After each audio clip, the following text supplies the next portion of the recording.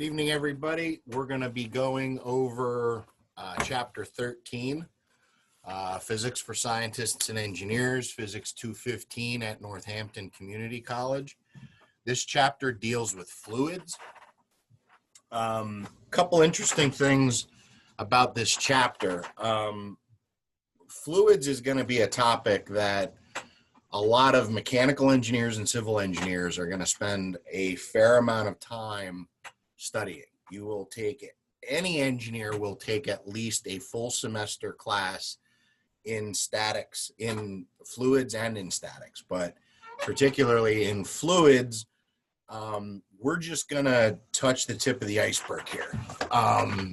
You can get a PhD in fluid mechanics and work on airflow over a Formula One car.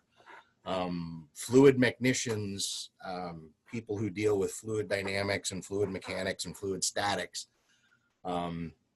this is sort of the starting point for it. So with that, we're going to get into fluids and the chapter and the entire topic. So I'm going to share my screen and we're going to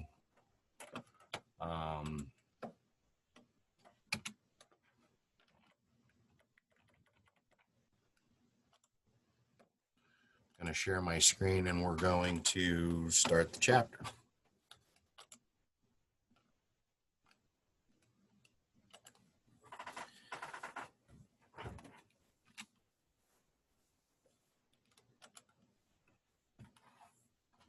So underwater divers and sea creatures experience different buoyant forces. Buoyant forces are that upward force that you experience when you're in water or in some other fluid, but usually water or seawater. So buoyant force is equal to the weight of the volume of the fluid that's being displaced. So we're going to talk about that. That's Archimedes' principle. We're going to talk a little bit about that in this chapter. Just to give some background, we're gonna talk about the phases of matter, density, and specific gravity, but we're not going to spend a lot of time on that. We're going to talk about pressure in fluids. We're going to talk about the difference between atmospheric pressure and gauge pressure, Pascal's principle, different ways to measure pressure, different types of gauges and barometers. We're going to talk about buoyancy and Archimedes' principle.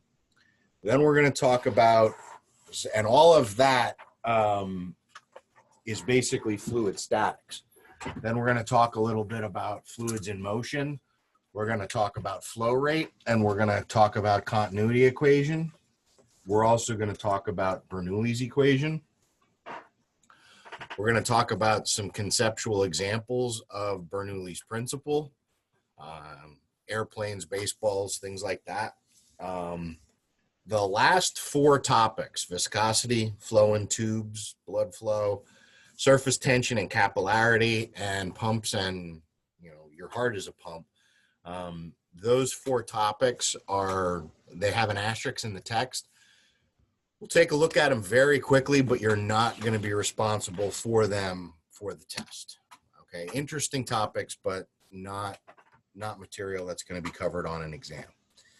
So, real quick, the phases of matter, the three most common phases of matter that we talk about in classes are solid, liquid, and gas. But there is plasma. But for the purpose of this, we're just going to talk about solids, liquids, and gases. Okay, a solid has a definite shape and size. A liquid, fixed volume, but can be any shape. And gas can be any shape, but its volume can be compressed or allowed to expand. Liquids and gases both flow, so both liquids and gases are fluids. So atmospheric air is a fluid. So if you don't think it is, if you don't think it has substance, hold your hand out the window of your car in the summertime when you're going 70 miles an hour. And you'll see that it definitely has substance to it. Density. Density is this little Greek script P symbol. Very easy to confuse it with a lowercase p. that symbol stands for density. In the Greek alphabet, it's called rho, R-H-O. And it is a unit of mass per volume. So it's the mass of something divided by its volume cubed. Typically, it's reported in kilograms per meters cubed, and most texts refer to it that way. So in some of your calculations, be careful that you don't need to do some sort of unit conversion to get it to kilograms per meter cubed, or if you're given cubic centimeters, convert that to kilograms per meter cubed. Just make sure you're dealing in consistent units, okay?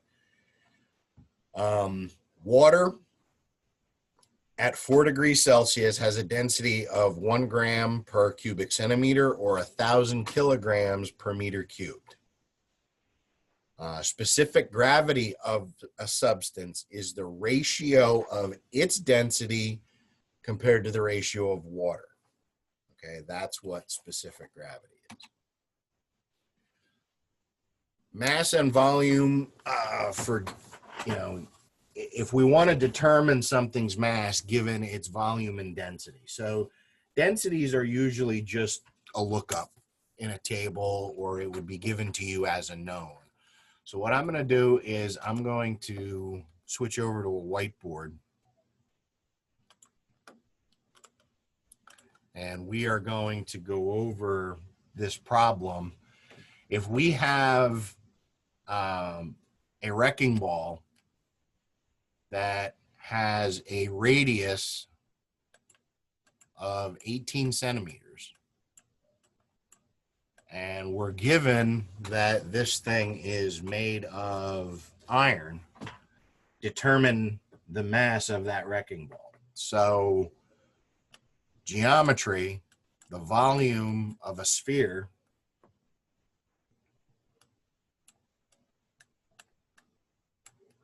is given by 4/3 multiplied by pi multiplied by the radius cubed. Now, like I said, most of the time your densities are going to be reported in kilograms per meter cubed. So for the purpose of this calculation, I'm going to convert that 18 centimeters into 0.18 meters. And then that radius is cubed. So my volume of my wrecking ball is 0.024 cubic meters.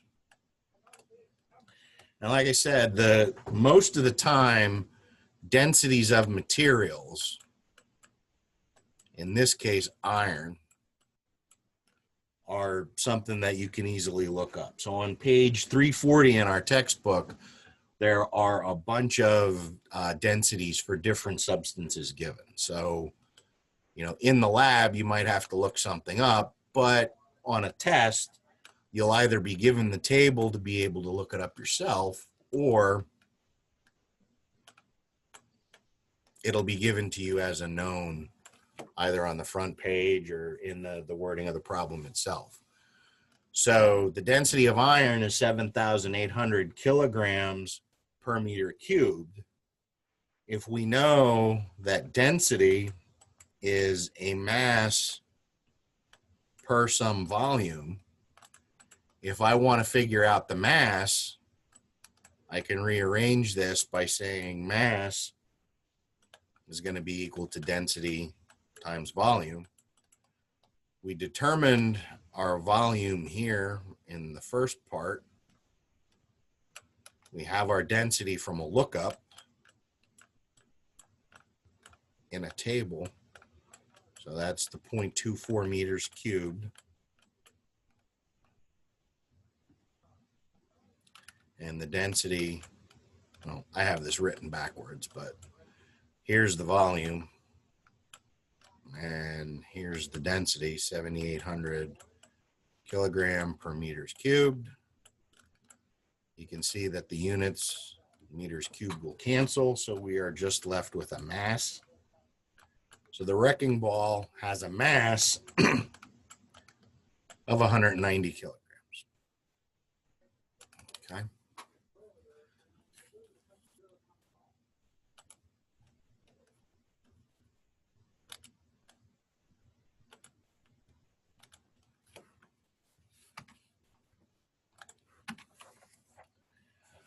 So pressure.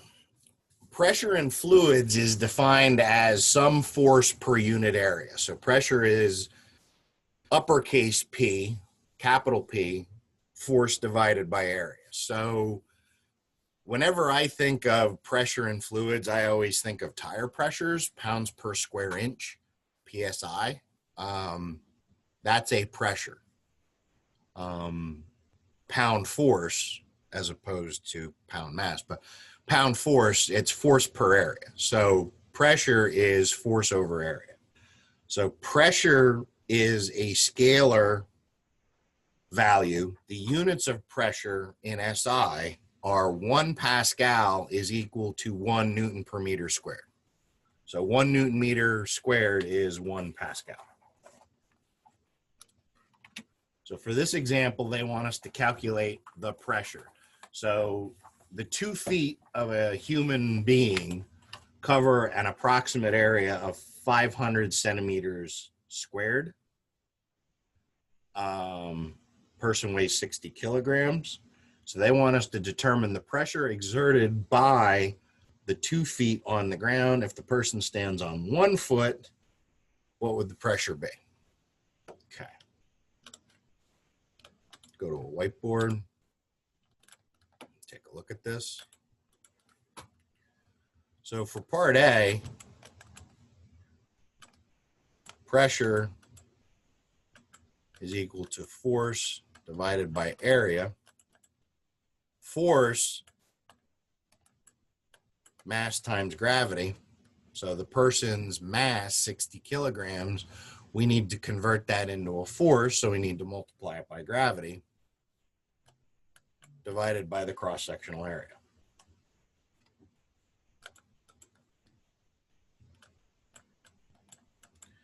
So the mass of the person, 60 kilograms.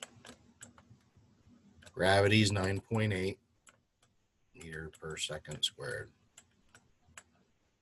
And area, you need to convert the 500 centimeters cubed. If you convert 500 centimeters squared. If you convert that, it would be 0.05 meters squared. Now, unit conversions, that was chapter 1. You should be able to go through and see 1 meter is 100 centimeters. If you square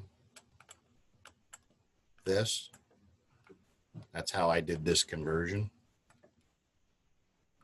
So pressure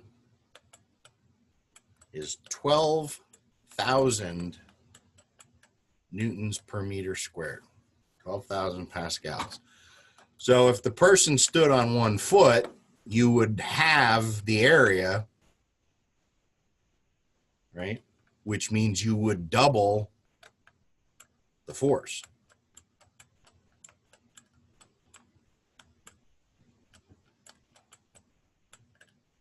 So if you cut this in half, you're doubling the force.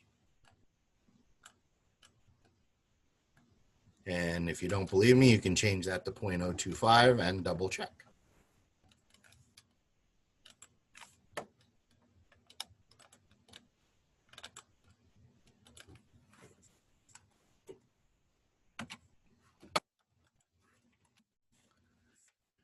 Pressure in fluids. So pressure is the same in every direction in a static fluid at a given depth. Okay? If this was not a true statement, then the fluid, the liquid, well, it could be a liquid or a gas, right, the fluid would be flowing, it would be moving. So we would no longer be dealing with fluid statics, we would be dealing with fluid dynamics. Okay. For a fluid at rest, there is also no component of force parallel to any solid surface. Once again, if there were, there would be fluid flow, you know, in that system. So the pressure at some depth, H, below the surface of a liquid, all right, is due to the weight of the fluid above it. And we can calculate that. The previous equation that we had is pressure is equal to force over area. We know that force is equal to mass times gravity. We know that mass is going to be equal to the cross-sectional area of whatever the object is. So if you look at this picture, you have that cross-sectional area times height. That is going to give you the volume of that cube. The volume of that cube times its density is going to give you its mass. So rho, or density, times cross-sectional area times height, that is going to give you mass.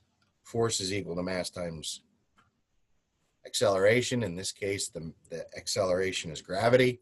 Divide that by area. The two areas, the two cross-sectional areas will cancel.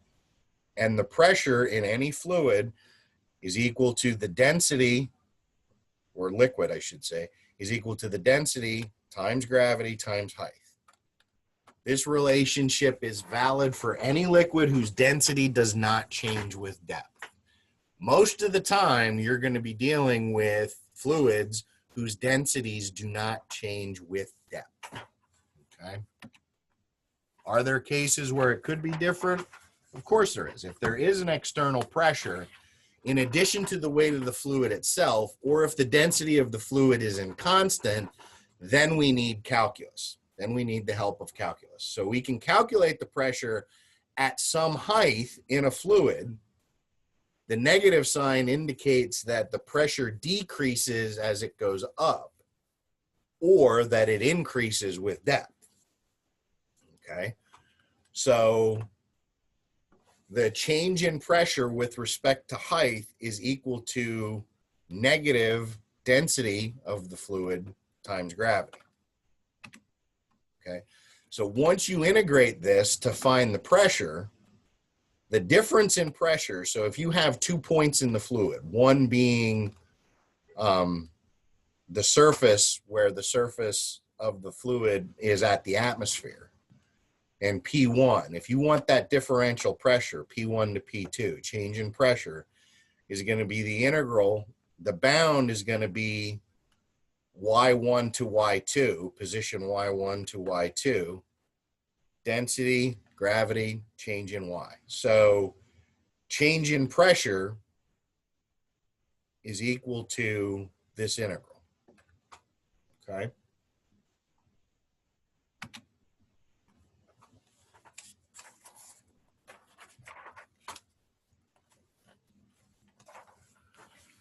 So they want us to determine pressure at a faucet. So the surface of the water in a storage tank is 30 meters above the faucet in the house. They want us to calculate the difference in water pressure between the faucet and the surface of the water in the tank.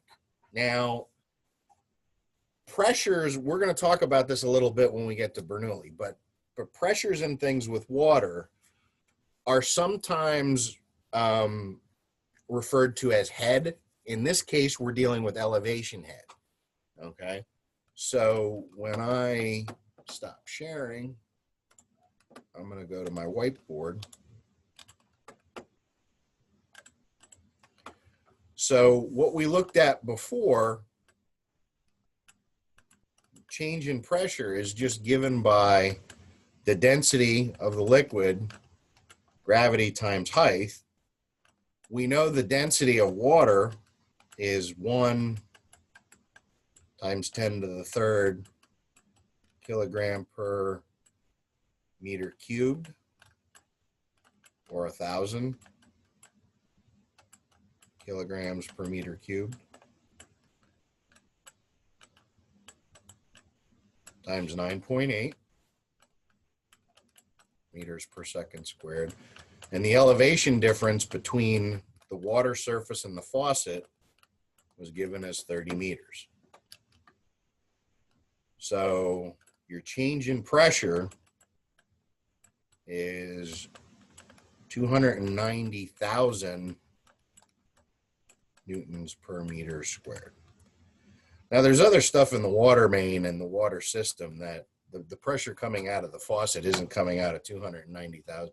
You don't have a water jet CNC machine at the faucet at home. You're not going to be cutting steel with this. But for the purpose of this example, this H, like I said earlier, it's the elevation difference. And in some cases, you might have heard plumbers or in pump design, when you design a pump, how much water it can move is sometimes reported as head, head on the pipe, or elevation head. In this case, it's elevation head. You also have pressure head and velocity head, and we'll talk about that when we get to Bernoulli.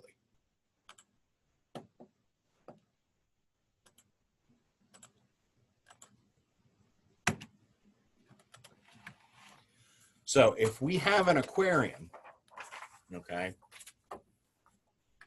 the force on an aquarium window, so calculate the force due to water pressure exerted on a 1 meter by 3 meter aquarium viewing window, whose top edge is 1 meter below the water surface. Okay. There's two different ways that you can do this problem, right? You can determine the pressure at the top, and you can determine the pressure at the bottom and take an average of it just using simple algebra. Kind of like what I did on the previous example, but you're going to be getting it for 2 points in the fluid, and then you're going to be getting an average, okay? Or what we can do is we can use the integral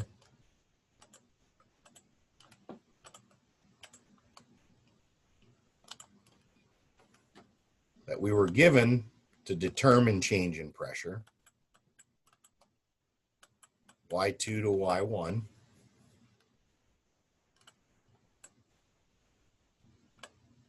rho g dy. Okay. So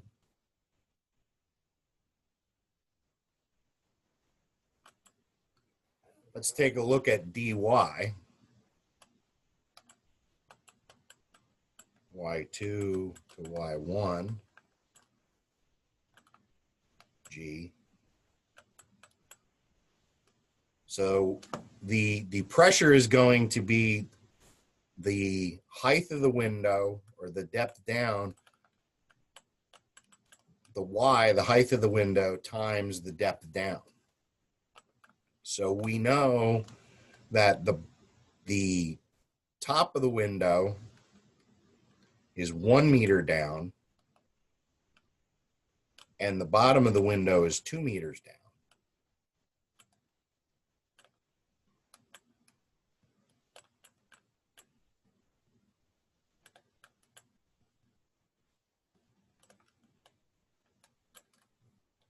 So this is going to be across that window.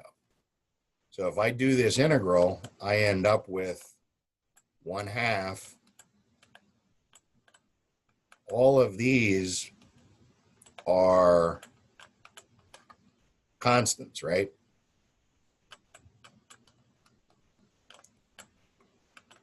Y squared divided by 2, that's where the 1/2 comes from.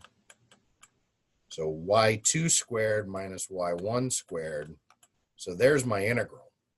Y squared over 2, and then between 1 and 2, Okay. So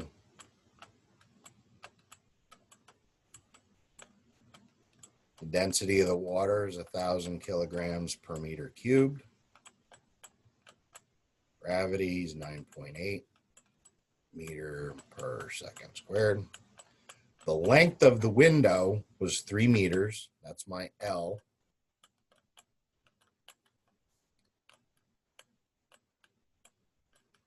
So it's 2 meters squared is the bottom of the window. 1 meter squared is the top of the window.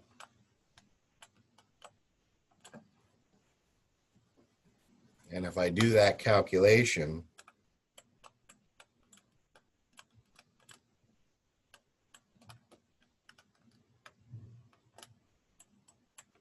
I get 44,000 newtons.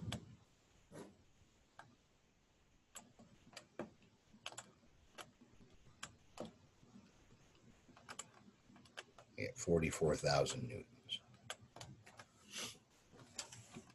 Like I said, you could very easily have done the problem differently by getting the pressure here at the top and the pressure here at the bottom, and then it would be the average pressure at the middle. Okay, and multiply that by the length. Okay.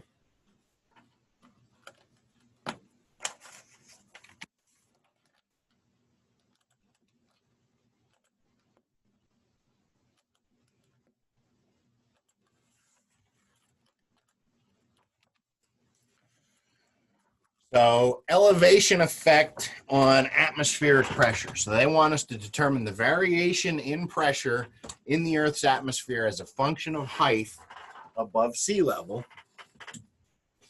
assuming G is constant and that the density of the proportion, or that the density of air is proportional to the pressure. Okay, so density of air is proportional to pressure. Last assumption isn't accurate because of temperature and other weather effects, but we're going to ignore it for the sake of this.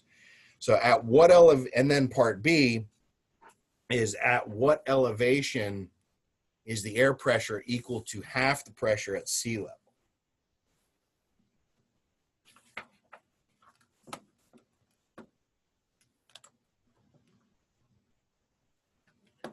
So what they're saying here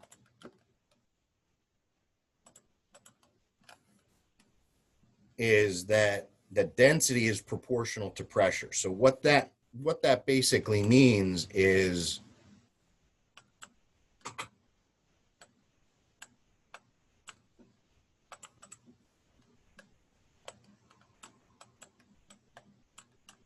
here's what they're saying.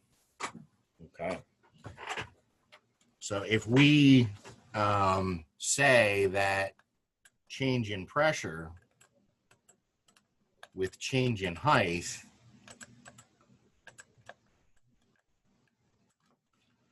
is equal to negative density times gravity, if we were to do this, we would be left with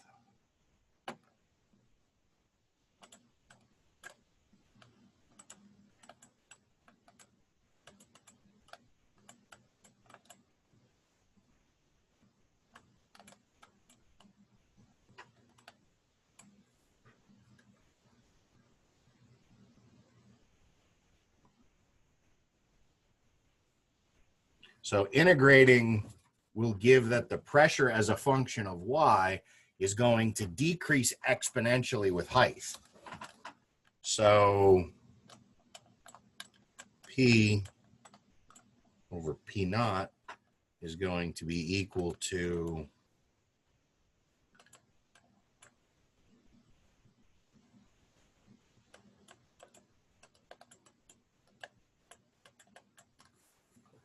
so this is part A. And then for part B, at what elevation is the air pressure equal to half the pressure at sea level? So if P is equal to 1/2 P naught, Y will equal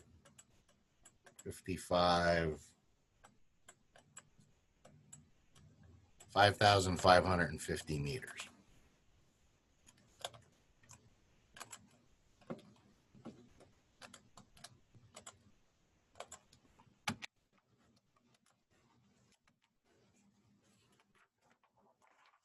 So at sea level, atmospheric pressure is about 1.013 times 10 to the 5th Newton meters squared.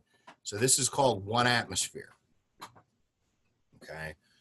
Another unit of pressure is called bar, BAR. So 1 bar is 1 times 10 to the 5th Newton per meter squared. So you can see these two are very similar to one another. So standard atmospheric pressure is just a little bit higher than 1 bar. So this amount of pressure doesn't crush us because our cells maintain some internal pressure that balances all of this out. Okay.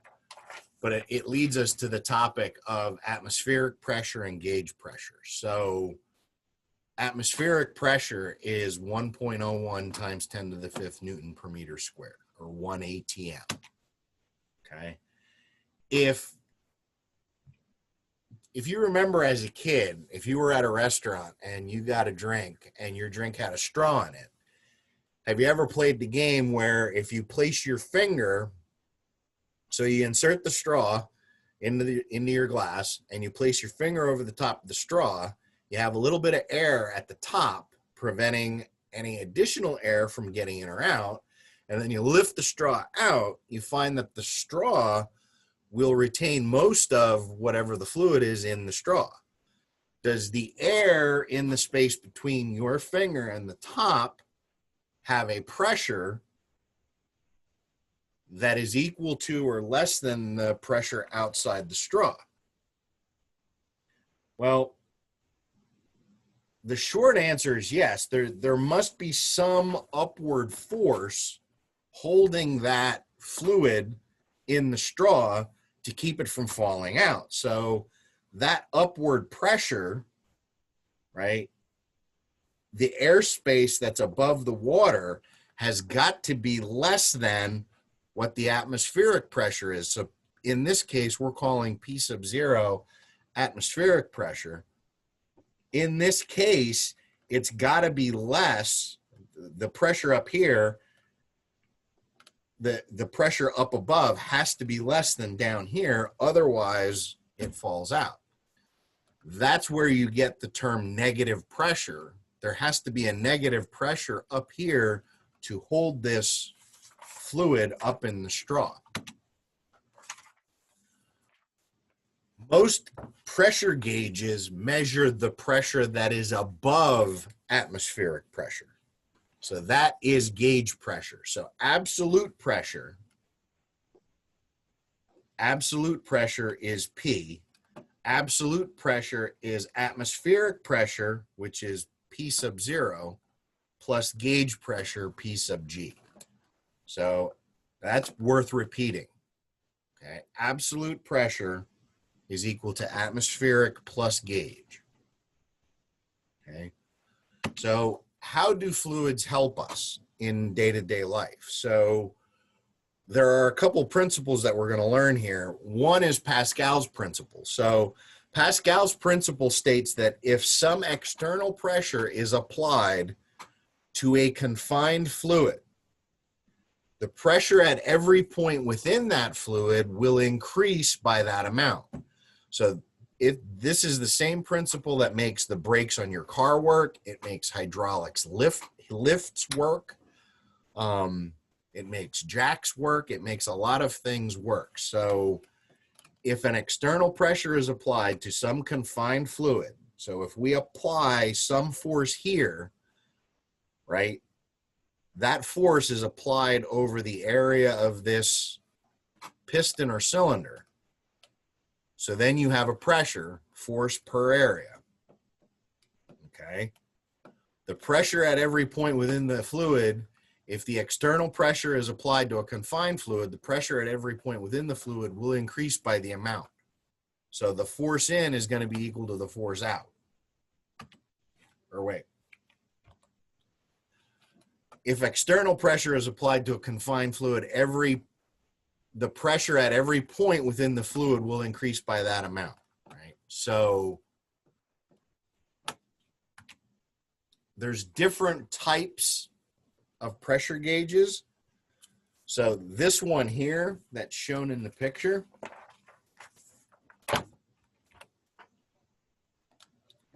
so the force is not going to be the same. The pressure is going to be the same.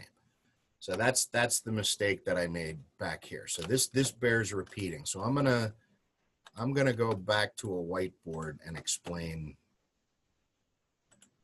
So the force is not going to be the same. The pressure in is going to be equal to the pressure out. So pressure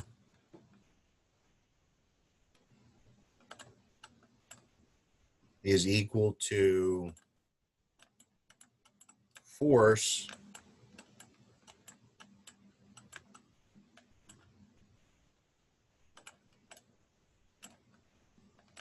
divided by area.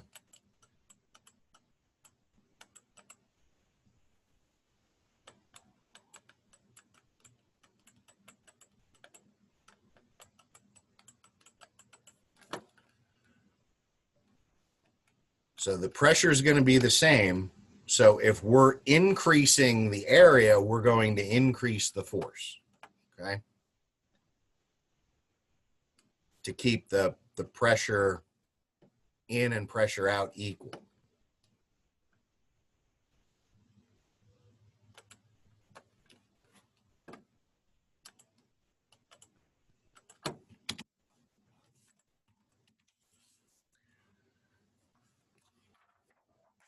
So there's different ways that you can measure force or pressure. I'm sorry.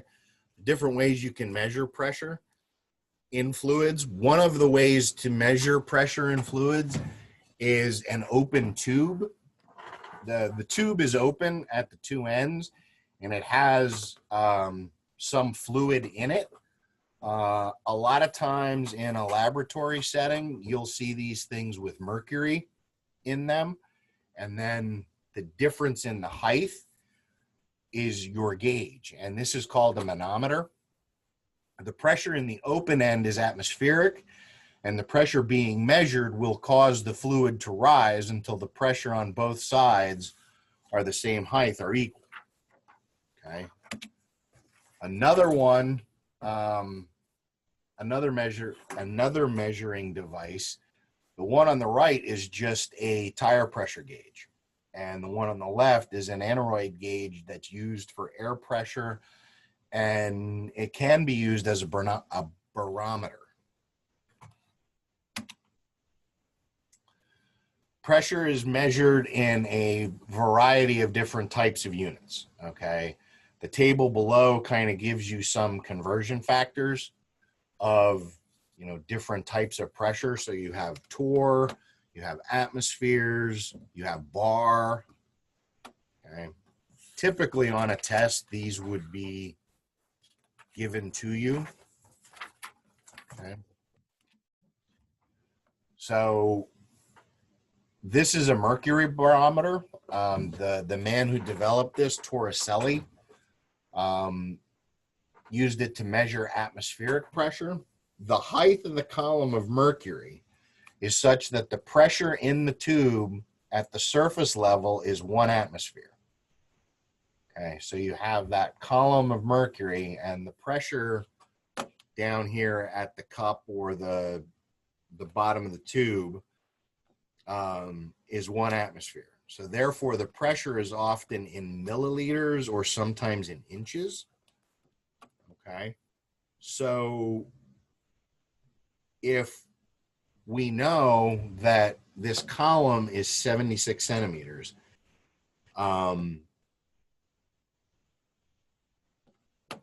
let's take a look at this using the whiteboard. So pressure is equal to density of whatever the fluid is, GH. The density of mercury is 13.6 times 10 to the third kilogram per meter cubed.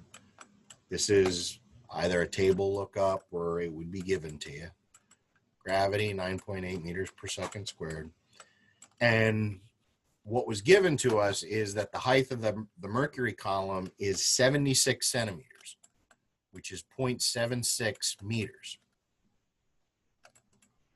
This pressure, if we calculate it, comes out to be 1.013 times 10 to the fifth Newton per meter squared, which just so happens to be the same as 1 atmosphere.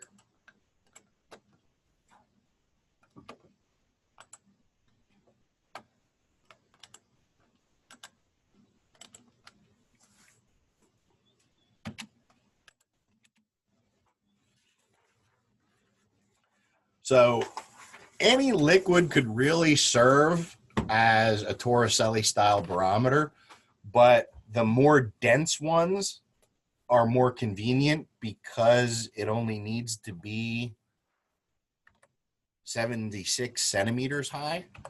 If you wanted to do this with water, if you were to do the same calculation that I just did and determine the 1 atmosphere from water using the density of water, that height wouldn't be 76 centimeters. It wouldn't be 0.76 meters.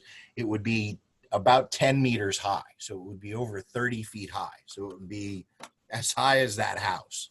So the more dense the liquid, the smaller the barometer could be.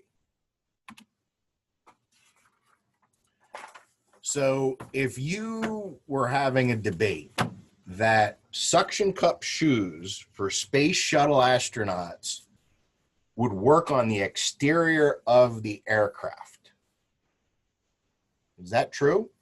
The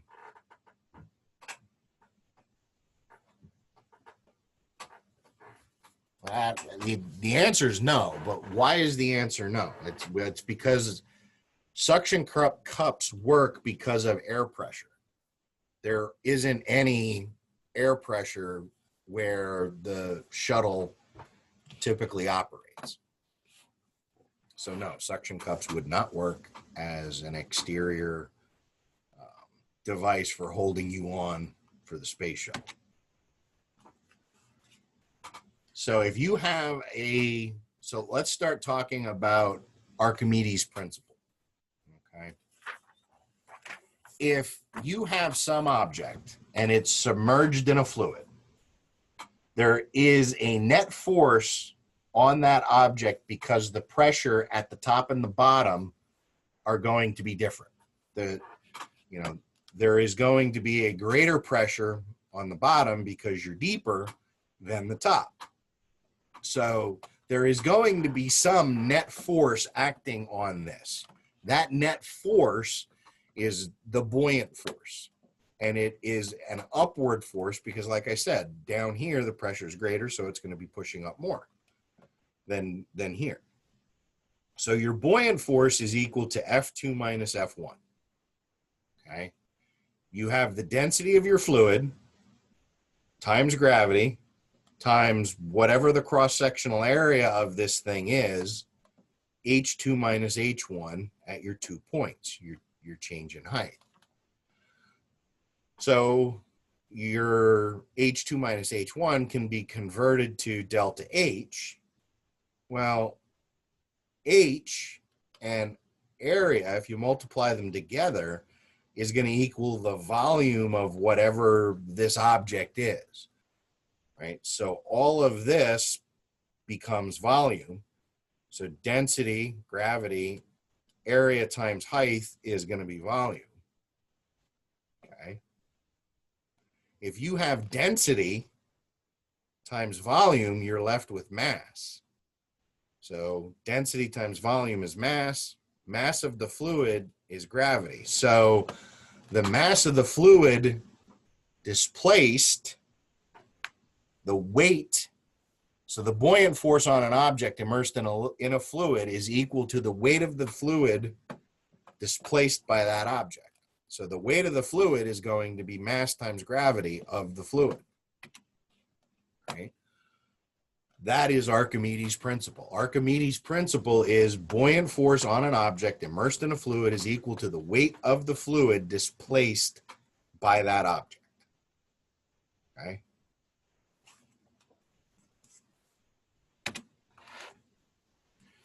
So if we have two pails of water, two identical pails of water, right? You fill them to the brim. One pail contains only water. The other pail has a piece of wood floating in it.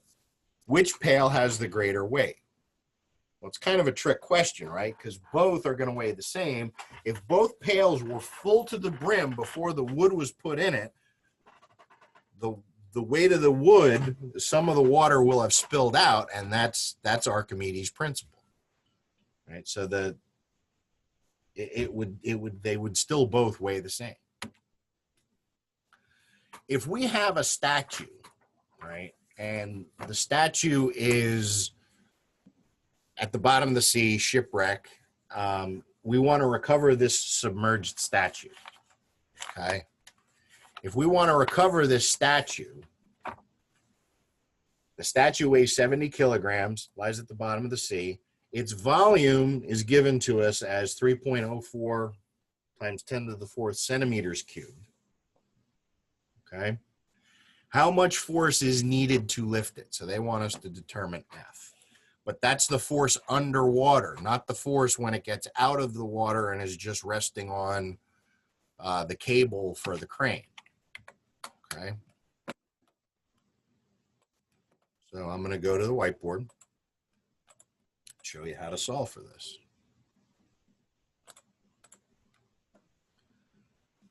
So our buoyant force, right, is sort of that lifting force that the statue experiences.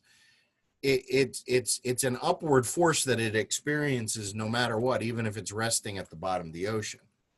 So we're going to take the mass of the statue times gravity. Well, we know from Archimedes' principle, we can take the mass of the water.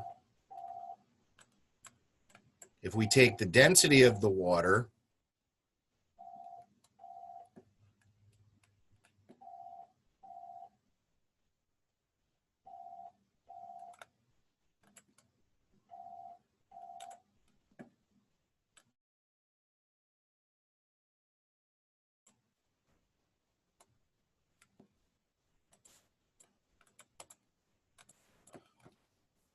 So if we take the mass, the density of water times the volume of the statue times gravity, that will give us the buoyant force.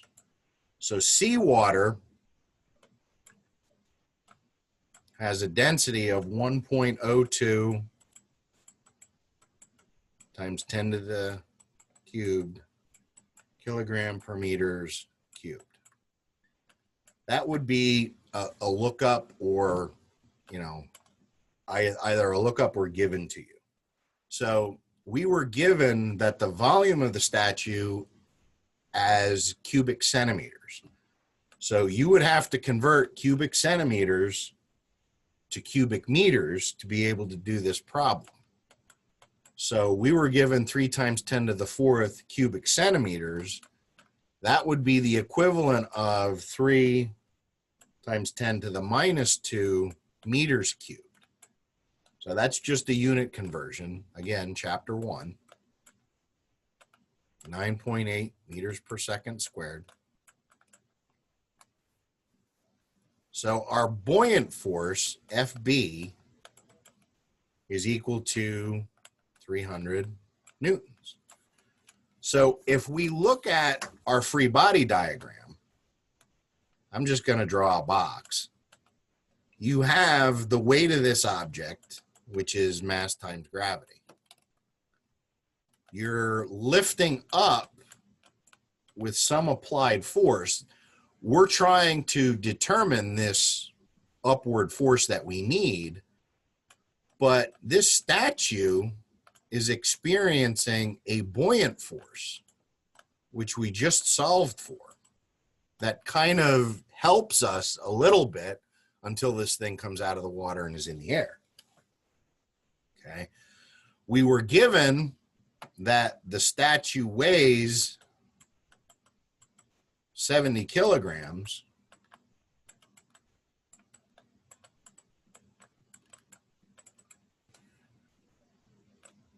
So this thing weighs 690 newtons. But you can see that our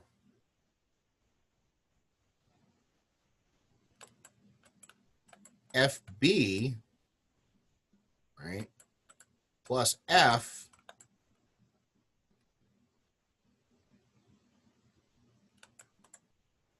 is going to be equal to weight. Well, if I want to determine our force, or that we need to lift with, it's going to be the weight minus the buoyant force, which is the 690 newtons minus the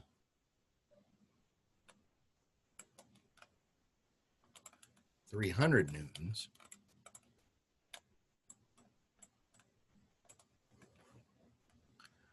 So the force we need to lift with is 390 newtons until this thing gets out of the water. As soon as this thing gets out of the water, I need to be lifting with 690 newtons of force, because that buoyant force on the statue isn't helping me anymore. It might be not enough to make the thing float. It's still sunk into the bottom of the ocean, but as soon as it gets out of the water, then I need to lift with 690 newtons when it's in the air.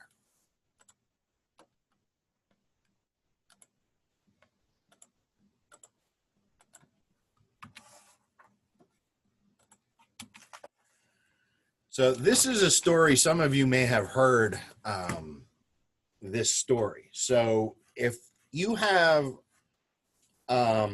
a gold crown, or what is reported to be a gold crown, okay? When a crown has a mass of 14.7 kilograms and it is submerged in water, and we have a scale that we say is accurate, only reads 13.4 kilograms, we're looking at that buoyant force, right? We need to determine, is the crown really made of gold? Well, how would we do that? We need to compare the weight in the air, which is going to be 14.7 kilograms times gravity, versus the weight, which we're calling W prime, in the water of 13.4 kilograms times gravity.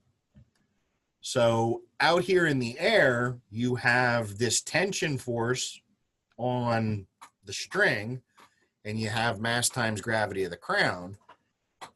In the water, you have the same weight of the crown, tension force in the cable, but you also have that buoyant force, the same as what we just did before. So let's take a look at this on the whiteboard. Okay. I'm not going to redraw the free body diagrams from the picture. They're also in the textbook if you want to refer to them in the textbook. The first thing that I'm going to look at is the scale and this thing when it's in the water. Okay, so we have this W prime, which is the weight of the crown when it's in the water. And that is going to be equal to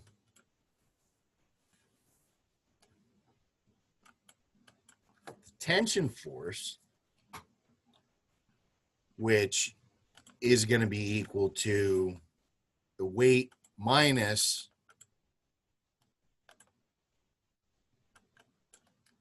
going to be equal to the weight minus the buoyant force. Okay. So the difference between the crown out in the air and the crown in the water is the buoyant force. Okay. And if we know weight is equal to mass times gravity, we also know that weight is going to be the density of the crown times the volume of the crown times gravity. So if we know this up here,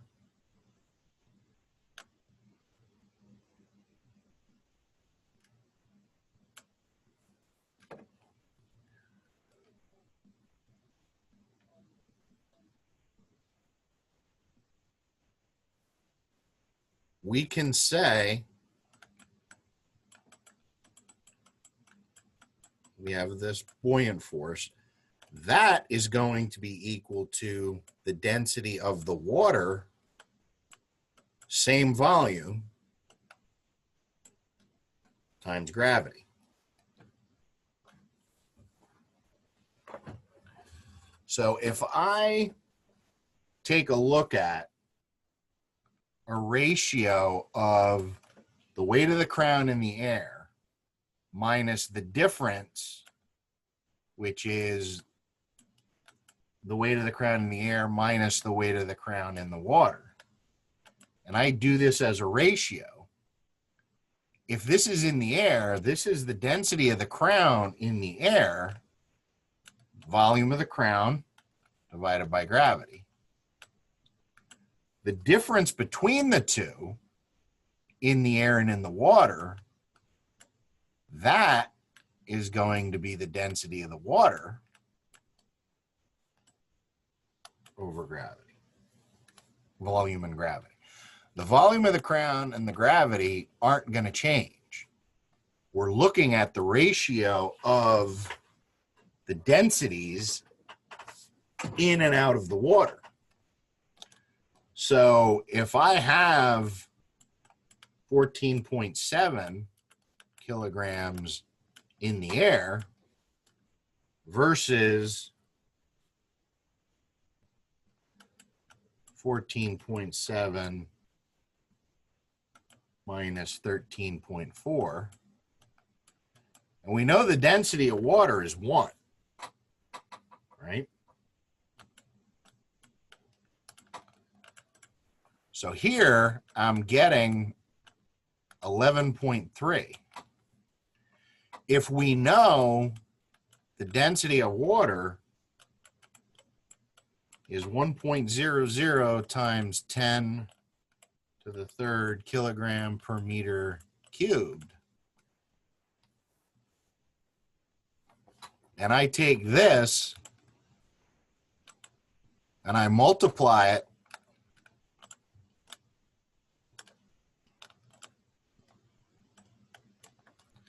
if I take my 11.3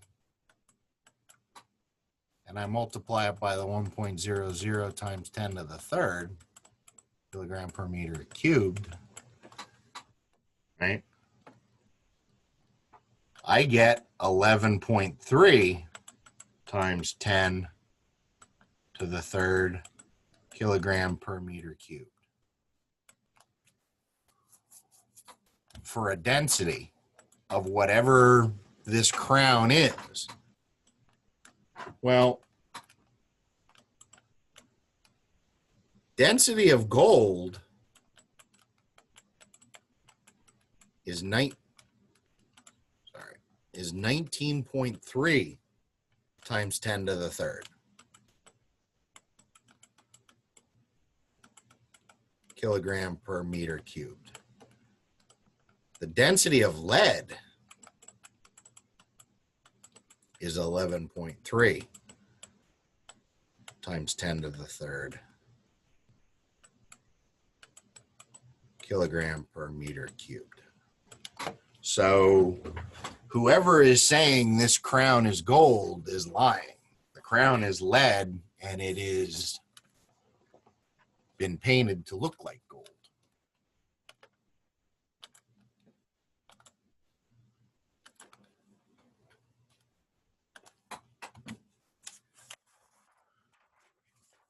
So if an object's density is less than that of water, there will be an upward net force acting on it, and it will rise partially out of the water.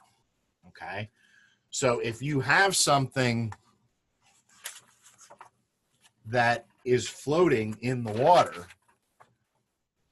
all right, if you have something that's submerged here and I let it go, it's going to accelerate upward because the buoyant force is going to be greater than its weight.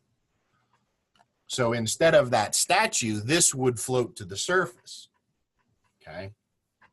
Because the buoyant force is greater, okay? If whatever this is only sticking halfway out of the water, okay, then you can say that, you know, the density of this, right? If this thing weighs 1,200 kilograms times gravity, so 1,200 kilograms, and we know that it is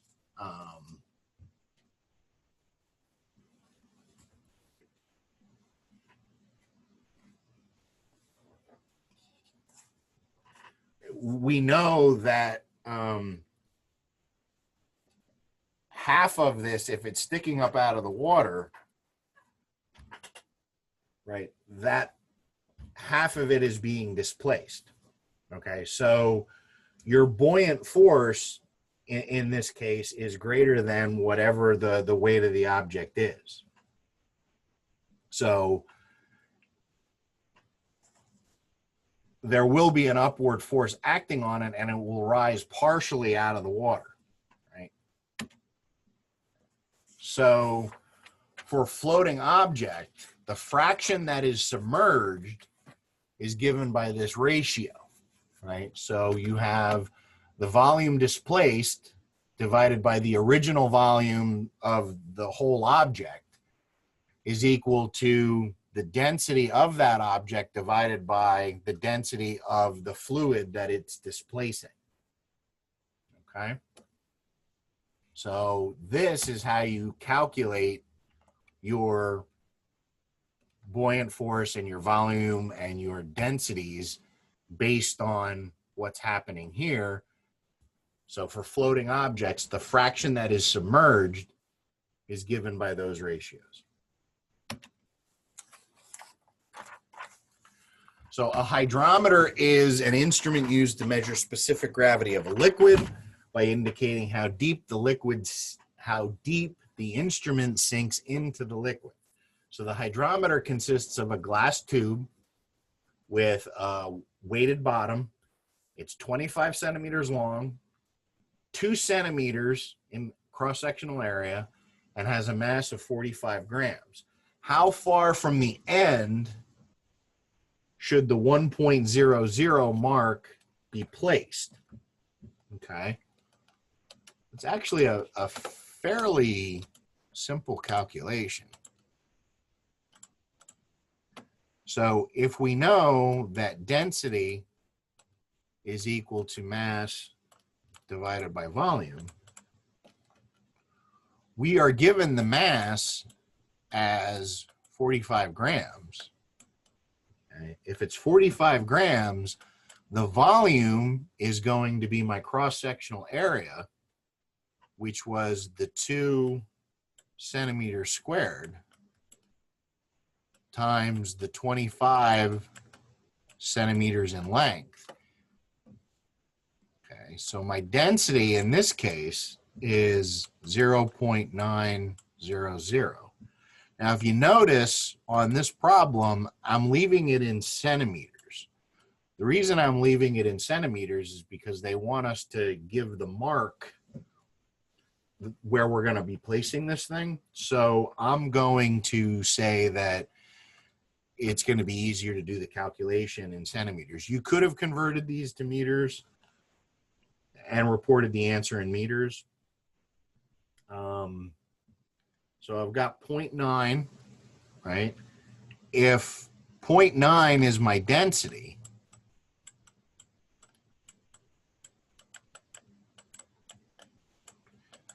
and the whole thing is 25 centimeters long,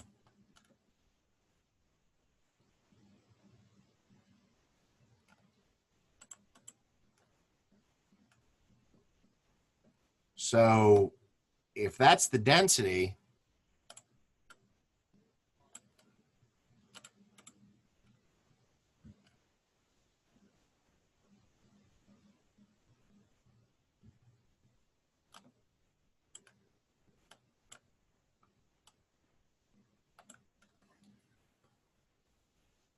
the volume submerged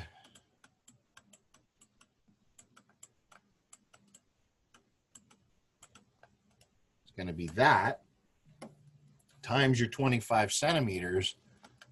So you're going to place the mark at 22.5 centimeters. Okay.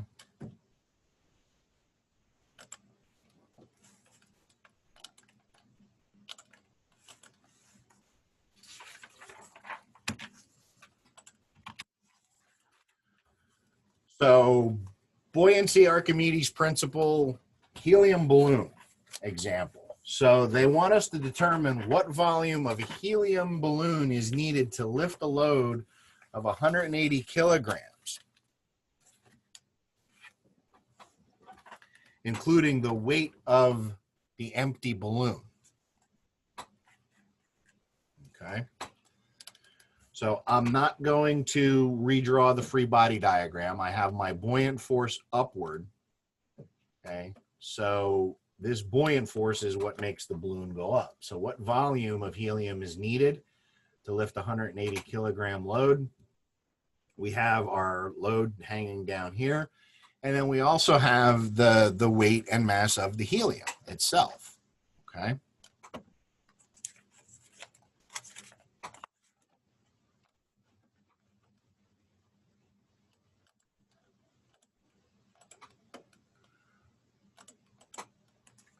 So our buoyant force, our upward force,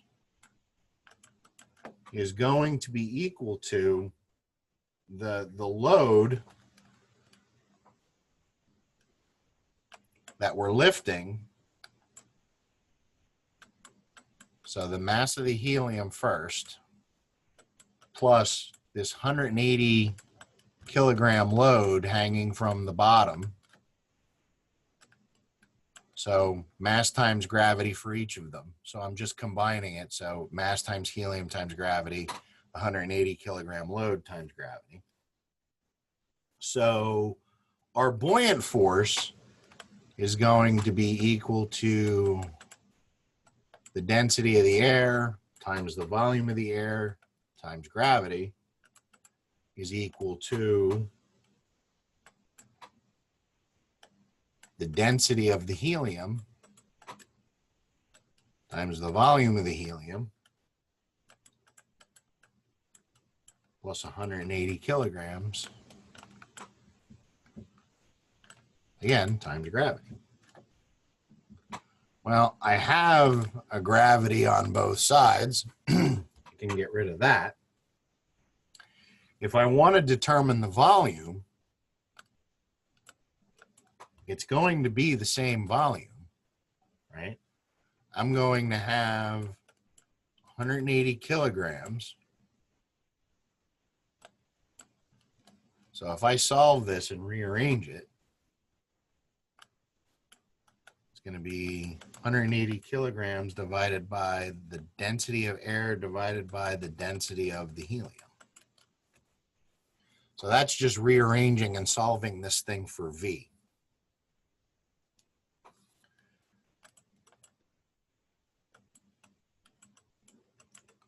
180 kilograms. Density of air, 1.2 kilogram per meter cubed. And helium, much lighter, hence the buoyant force, kilogram per meter cubed. So the volume would be 160 meters cubed of balloon. Okay.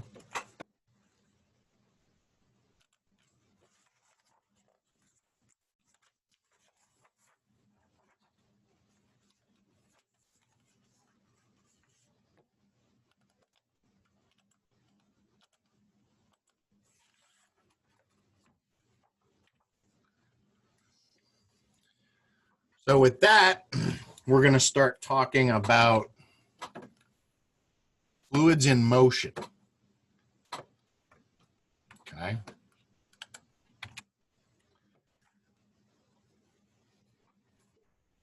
think what we're going to do is we're going to break this chapter into 2 sections. So I'm going to stop the first video here, and then I will pick up with fluids in motion during the next class.